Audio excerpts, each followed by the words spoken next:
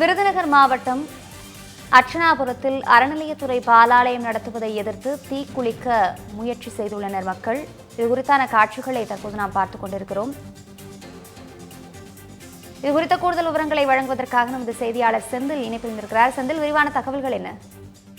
நிச்சயமாக அபிராமி, விருதுநகர் மாவட்டம் ஸ்ரீவில்லிபுத்தூர் அருகே உள்ள வத்ராயிருப்பு பகுதியில் அர்ச்சனாபுரம் கிராமம் உள்ளது. இந்த கிராமத்தில் நல்லதங்கால் கோவில் மிகவும் பிரசித்தி பெற்ற கோவில். நல்லதங்கால் வாழ்ந்து மறைந்ததற்கான சான்றாக அந்த கிராம பகுதி மக்கள் அங்கு நல்லதங்காலுக்கு கோவில் கட்டி வழிபாடு நடத்தி வந்தனர். இந்த நிலையில் கடந்த ஜனவரி மாதம் சமூக விரோதிகளால் அந்த கோவில் சிலை உடைக்கப்பட்டு பெரும் பரபரப்பை ஏற்படுத்தியது. இதனைத் தொடர்ந்து அந்த சிலையை புதுப்பிப்பதற்காக அந்த கிராம மக்களை சேர்ந்து சிலையை புதுப்பித்து பாலாலயம் செய்தனர்.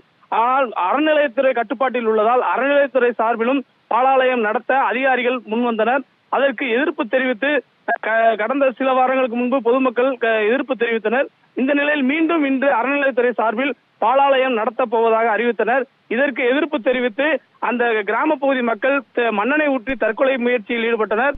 உடனடியாக அங்கு பாதுகாப்பு பணியில் இருந்த காவல்துறையினர் தடுத்து நிறுத்தி அவர்களுடன் பேச்சுவார்த்தை நடத்தி வருகின்றனர். தொடர்ந்து அறநிலையத்துறை சார்பில் பாலாலயம் நடத்துவதற்கு எதிர்ப்பு தெரிவித்து கிராம பகுதி மக்கள் அனைவரும் கோவில் முன்பு காத்திருப்பு போராட்டத்தில் ஈடுபட்டுள்ளனர்.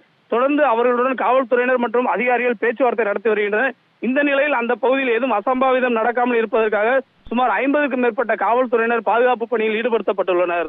அபிராமி, விவரங்களுக்கு நன்றி செந்தில்.